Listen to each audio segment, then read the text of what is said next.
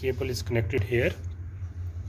When I switch on, this light is blinking like this after too much charging, and charger light become red.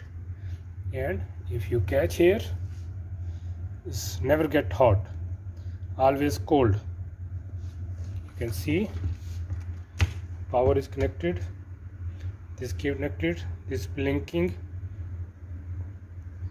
See all three lights, right? Power charger, this red light blinking, this is continuously holding rod everywhere, is not getting on. This switch is on, power connected, this also connected. You can see it's not getting hot.